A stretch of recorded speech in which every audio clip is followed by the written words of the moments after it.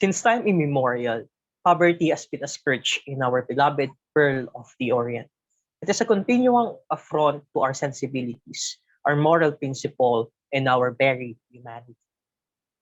To our beloved professor, it is an honor to present to you that our group's social analysis on this pressing issue, the poverty. In order for us to understand poverty that is happening in our society, may I call on Ms. Rika May Amistad as she give us the knowledge we have about poverty. Take the screen, Ms. Amistad. Let us first define what poverty is. Poverty is a state or condition in which a person or community lacks the financial resources and essentials for a minimum standard of living. Poverty means that the income level from employment is so low that even basic human needs can't be met. In simple words, poverty is not being able to have the basic necessities for a person's everyday life. What do we know about poverty in the Philippines? Here are three facts about the poverty in the Philippines. First, according to data from December 2020, 16.6% of the population of the Philippines, or about 17.6 million people, live in poverty. Those who live in rural areas are more likely to be poor, with farmers accounting for one third of those living in poverty. Second, the Philippines is more vulnerable to natural calamities than any other country on the planet. Typhoons, earthquakes, and cyclones, for example, create horrible devastation and contribute significantly to the country's high poverty rate. Low job creation, low economic growth, and fast population increase are all factors that contribute to poverty in the Philippines. The, and last but not the least, the COVID-19 pandemic has had a significant impact on all sectors of life in the country, including food access. According to a survey published in May 2020, 4.2 million families were experiencing involuntary hunger, up from 1.2 million in December 2019. This is most likely owing in the economic damage and financial problems that many countries have faced since the outbreak.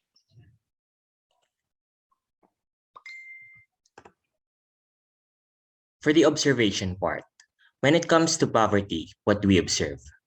Philippine poverty is rather significant, with more than 16% living below the poverty line, making the country one of the most impoverished countries in the world.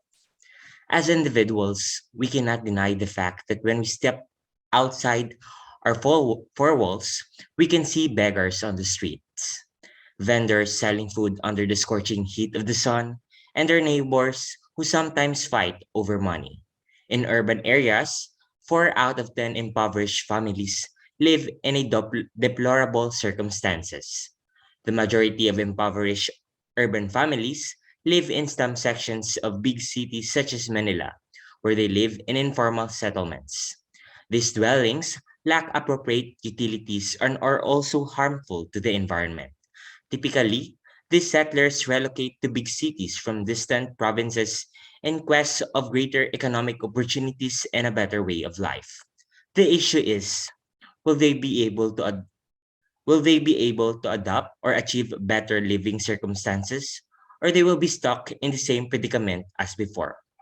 However, poverty does not only affect people. We can also observe that it is linked to low employment opportunities, poor quality education, and insufficient access to healthcare. Individuals should make an effort to erase the disparity that exists in our society. Poverty is a societal issue that each of us should make an attempt to address. Facts about the poverty in the Philippines. Data indicates that 7.6 million Filipinos live under the poverty line, in which those who reside in rural areas have a higher chance of experiencing poverty, mostly being fishermen and farmers. In 2019, 64% of Filipinos struggle with food security, and 2 in every 10 children under the age of 5 are underweight, which are living in rural areas. The majority of poor Filipino households have only achieved basic levels of education, with an elementary level education or below. 4 of 10 poor families in urban areas do not have a decent living conditions. Most of the poor households in urban areas reside as informal settlements in slum areas of major cities like Manila. While the Philippines still struggle with extreme poverty, especially in rural areas, progress is being made to combat the issues that this country is facing. The International Fund for Agricultural Development is working in the Philippines to improve the incomes and food securities of rural populations. IFAD primarily focuses on women, fishers, small landholders, and indigenous people residing in fragile ecosystems. The Filipino government has launched its Philippines Development Plan in an effort to combat poverty and hunger and ramp up job creation in the country. This plan was initiated in 2011 and updated in 2017 and has reported remarkable success in job creation, education, and poverty reduction. Also, various Filipino NGOs, as well as some from the outside of the country, have worked to combat poverty in the Philippines. A group called Zero Extreme Poverty, PH 2030, has led the charge, dedicating itself to eliminate poverty in the nation by 2030 by enacting positive change in 8 areas such as education, environment, health, housing, and shelter, livelihoods, peace and human security, and social justice. This is the kind times for us to see poverty in a different light, not just by a futile movement, but in a dedicated manner. As far as we hear the observations of my co-members, we can all agree that poverty is a big hindrance in our progress. 21st century is the year of modernization, but we cannot fully attain it since we have poverty that is pulling us backward. Our take in this is that we have to try to understand it by book and by heart. To discuss more about poverty, I'll discuss our observation in 3 parts: the past, the present, and the future. In the past, poverty is already a problem even before we are born in this world. Many attempted to solve it, but none fully succeeded. In the Philippines, poverty is like cancer. It started small and grows malignantly, and by just a flick in the hand, it becomes an issue that we find difficult to solve. In the present, as we saw poverty as part of our history, we cannot deny that we take it light. Candidates of our election use this as a bait for both. People think that it is just a matter of thing to accept as part of our society. In sense of future, we have two takes on that, whether we accept it or we fight for it. As we saying, poverty is like a cancer, whether you will just accept your fate or you will fight your fate. It's about taking action whether you want to solve it or you just want to take advantage for it. That's all. Thank you. How does poverty affect us? There is a direct relation between low academic performance and poverty. Children who are exposed to extreme levels of poverty have difficulty with cognitive development, speech, and managing stress, which leads to adverse behavior. In the country of Niger, the most illiterate nation in the world, only 15% of the adults have the ability to read and write. Eritrea follows on the heels of Niger. With a population of 6 million, the average person only achieved 4 years of school. In these poor locations, young adults and children have to leave school to work to help provide additional income for their families. Other children don't have access to education due to decent school being too far from them to travel to. On the other hand, schools nearby don't have enough materials and resources to properly educate children. These conditions of the school are just as poor as the children's living condition. Part of this step in the See Judge Act method is examining if we can relate to poverty. To answer this, yes, all of us can relate to poverty personally. Maybe not the economic poverty we are discussing, but the other forms of poverty, such as bodily poverty or the lack of physical health. We are in a health poverty when we lack the capability to do the physical activities the other people can do easily, or if we do not have access to a good healthcare system. It can be mental poverty if we lack thinking and access to knowledge and education. There is also cultural poverty when we lack coming together as a society. If we lack our faith in Him, then we are spiritually poor. Lastly, when we are ignorant and we lack understanding on how the system works, we are in political poverty. Because there are other forms of poverty, we can conclude that poverty is not only experienced by one, but by many. Mr. Isma, that's it for the first part of the social analysis of poverty. To give us a deeper view about the factors affecting poverty, we are now going to discuss the judged part of our discussion. To start, Ms. Amistad will give us economic factors. Go ahead, Ms. Amistad. Philippine state economists see unemployment staying elevated and more people remaining below the poverty line until 2022. The country's poverty rate is projected to average between 15.5% to 17.5% in 2021. We all know that the Philippines is a developing country. Thus, it is still considered as a newly industrialized country based on an agricultural economy that seeks to become more advanced economically and socially. The following are the economic factors that causes poverty in the Philippines. Low to moderate economic growth, low growth elasticity of poverty reduction, weakness in employment generation and the quality of jobs generated, failure to fully develop the agricultural sector, high inflation during crisis, high levels of population growth, high and persistent levels of inequality when it comes to income and assets, and last but not the least, recurrent shocks and exposure to risk such as economic crisis, conflicts, natural disasters, and environmental poverty.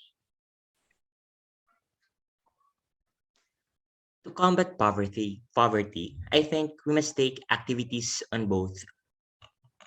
I'm sorry, there was a correction. I'm focusing on the political aspect. The government has a critical role in tackling the problem of poverty. The government is accountable for the well being of its citizens. But are its acts sufficient? Is the money allotted to the people going straight to their pockets or to the pockets of politicians? When the pandemic hit, the majority of Filipinos face a dearth of chances and other lost their jobs, resulting in a lack of basic necessities and perhaps poverty. The governments contributed by assigning relief products, providing cash and incentives to individuals, and providing work chances. But are these measures sufficient to meet everyone's requirement, or is it simply a question of convenience, with no one receiving the same benefits? Well, the problem persists, as shown by the fact that many of our fellow Filipinos still cannot afford 3 meals each day, and the political component plays a significant role in this. To gradually solve this issue, the government should take local and national steps. They should provide possibilities for everyone, particularly the poor, such as free education and financial assistance, in order to gently restore our nation and reduce poverty. Who is included? The people who are included or considered poor in the Philippines are most likely self-employed farmers, fisher folk, or other agricultural workers. Three-quarters of these people live in severe disaster risk areas that are highly rural. Also, the people who are included in the poverty threshold for a family of five with an average income of 10,000 per month, which is only enough to cover a single family's basic food and non-food necessities. Who is marginalized? The marginalized poor are those who are affected by both marginalization and poverty. They are the people who are in involuntary position and condition at the margins of social, political, and educational, in which they are trapped in a complex situation that prevents them to access resources, assets, services, restraining their freedom of choice, and preventing development capabilities that will eventually lead them to extreme poverty. The poorest and the marginalized themselves have described their situation as being trapped in a complex knot which can lead to further knots if the wrong threads are pulled. We always try to understand poverty as it is just a mere word. We try to understand it by book, but not by heart. We try to think about it in hindsight. Poverty is not just a word, but a way of living. The study of Oscar Louis on 1959 and 1966 described as his cultural view of poverty as way of life handed down from generation to generation. It's characterized by economic traits, socio-psychological traits, and many other more. We cannot disagree with the fact that in the status quo of the Philippines, we think that poverty is a mere act of being lazy. It's about being slow. But the key to understanding poverty, especially in social cultural terms, is a notion of deprivation. We are being deprived. Poverty represents a deprivation of essential assets, the physical, the social, and psychological assets to which every human being is entitled. It means a lack of adequate food, shelter, education, and health. It implies vulnerability to ill health, economic dislocation, and natural disasters.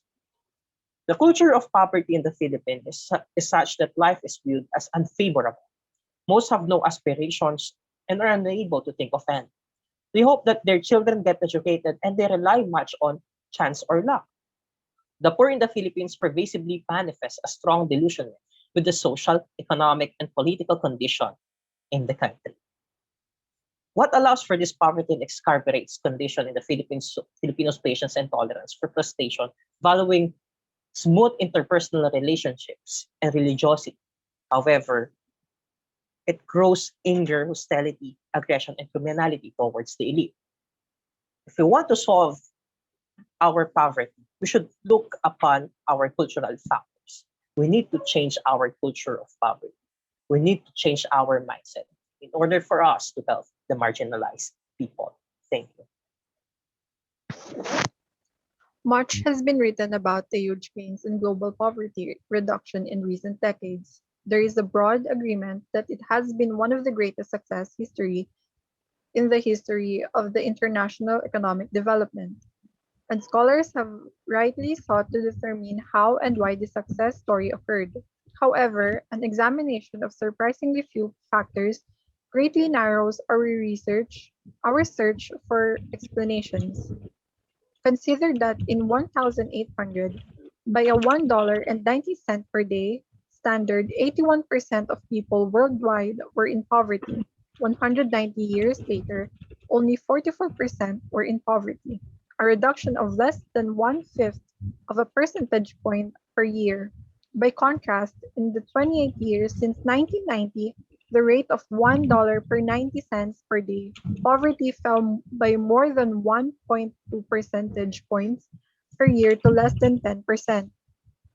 Putting aside any question as to the validity or general usefulness of this particular definition of poverty, in recent decades, the world has by this measure progressed considerably. Bloomberg columnist Noah Smith described this decline as incredible, nothing short of a miracle. But scratch beneath the surface, and we find the far more mundane fact that China and India had grown to the point that they had they happened to have accumulated large numbers of poor people just below the poverty line. Consequently, modest growth in these two countries alone would have sufficed to lift a great number of the world's poor out of poverty. We should also see the theological aspect of this social issue. When we reflect on what God says about caring for the poor, we can see God's heart and our responsibility to look after each other's welfare. Deuteronomy chapter 15 verse 10 to 11 states, "Give generously to the poor and do so without a grudging heart. Then, because of this, the Lord your God will bless you in all your work and in everything you put your hand to. There will always be poor in the land. Therefore, I command you to be open-handed toward your fellow Israelites who are poor and needy in your land." John chapter 1 verse 3 to 17 on the other hand states, if anyone has material possessions and sees a brother or sister in need but has no pity on them, how can the love of God be in that person? Dear children, let us not love with words or speech, but with actions and in truth. These verses speak a lot. From this, it is clear that we are called to help. We cannot just turn a blind eye when someone is in need. In the Bible, wealth is no indication of God's favor, neither is poverty an indication of God's punishment. We are also called to defend the rights of the poor. Isaiah chapter 10 verse 1 to 3 states, woe to those who make unjust laws, to those who issue oppressive decrees, to deprive the poor of their rights and withhold justice from the oppressed of my people, making widows their prey and robbing the fatherless. What will you do on the day of reckoning, when disaster comes from afar? To whom will you run for help? Where will you leave your riches? This verse tells us that even the richest cannot bring their wealth to the afterlife. We only have each other after all. We will always have the need to be with our brothers and sisters, no matter how wealthy we are. As the song goes, walang sino man ang nabubuhay para sa sarili lamang. Poverty is a human rights violation because everyone, meaning every woman, man, youth, and child, has the human right to a standard of living adequate for health and well being, to food, clothing, housing, medical care, and social services. Also, according to the Center for Economic and Social Rights, poverty is an assault on human dignity, but it can also reflect a violation of human rights when it is the direct consequence of government policy or is caused by the failure of governments to act. Truly, as Ms. Kyla Pangalanan said, that no man is an island. We all want to act, but are we ready to act on the cancer of poverty? To discuss the last part of our discussion, the act, may we start with Miss Amistad. Miss Amistad, what are your suggestions in order for us to alleviate the problem in poverty? We must all continue to educate ourselves about poverty in order for us to combat the social issue for the welfare of all Filipinos. One act that we should do is to provide better access to healthcare. Health is one of the most important wealth a person can have. Good health allows us to live a long and better life. And this is also one of the common causes of poverty because if one doesn't have a good access to healthcare, they tend to accumulate a lot of loans in order for their sickness to be cured. With better access to healthcare, hospital and medical bills will be one less of a problem for the citizens. Another solution I could provide is to combat poverty. I think we must take activities on both a micro and a macro level. When we say micro level, we mean that we as people should make an effort to raise awareness of free education and to educate the underprivileged for free. I feel that as someone who has learned how to make money as a result of my college education, I can be of assistance. I'll be able to help them by passing on the information I've gained. They may not be able to get the knowledge through school, but I can be a channel for raising awareness via myself. I think that if we, as a collective, take an action, our tiny efforts will increase and ultimately assist everyone on a larger scale. On the other hand, the macro level discusses how, as people, we have the obligation to elect respectable and accountable officials, those that advocate for the underprivileged and develop practical programs and activities rather than making convenient comments. I think that by doing so, we will be able to combat poverty on a wider scope, since the government would be doing its share to care for its citizens. I think the government should continue to provide programs such as government's Pantawid Pamilya program. The Pantawid Pamilya program, or 4Ps, is a human development measure of the national government that provides conditional cash grants to the poorest of the poor to improve health, nutrition, and education of children ages 0 to 18. The 4Ps has dual objective as the flagship poverty alleviation program of the Aquino administration. In my case, I think this is the time wherein the government, the businesses, the different organization or the non-government organization and the people should unite in order for us to fight cancer of poverty. First, in our agriculture, we tend to forget that poverty is not just concentrated within the Metro Manila or within the urban area, but also in the rural area. Our, the Philippines is an agricultural country. That's why we have to focus on agriculture. But the status quo in the Philippines is that we are poor in the agricultural sector. We need to we have to focus on that. The government should focus on it. We should take a look at our agrarian reform. We should think about our farmers, the rights of our farmers. Next is in the education. Education is a key for a success.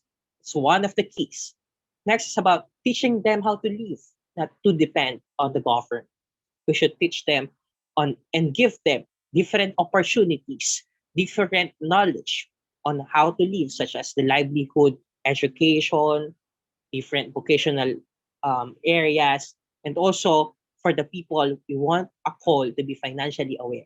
Change the mindset of poverty is changing the mindset of just being dependent to being independent, to act rather than to depend on the chance of luck. Thank you. For me, I think the people directly affected by the problems or issues of poverty in the community have to be actively and authentically participating in their efforts to fight poverty. This means that the affected people themselves will be the major participants in the intervention to fight poverty. Formal leaders need to be consulted as well as those affected. Their worldwide should be taken into consideration, and through facilitation, they become part of the progress of the process rather of addressing and just resolving the issues they face. Thank you. It is true that one of the main causes of extreme poverty is marginalization, the systemic barriers that lead to groups of people going without representation in their communities. In order for a community or a country to work its way out of poverty, all groups must be involved in the decision making process, especially when it comes to having a say in the things that determine your place in society. That is why knowing who you should vote for in the upcoming 2022 elections is your obligation as a citizen of this country. Our government, as already discussed by my fellow members, plays a vital role in eradicating the poverty in the Philippines. According to the International Labor Organization, 197 million people are without work worldwide. To a country like the Philippines, more employment options in a country mean more ways of how to stop poverty. To increase employment, non literate people can be taught a few skills to make them employable. Again, we have to teach them how to fish and not just give them fish to eat. Thank you. Poverty this shows that poverty is not just a joke in the Philippines. We should act now. We should see it in a better light and to judge so we can act. Thank you.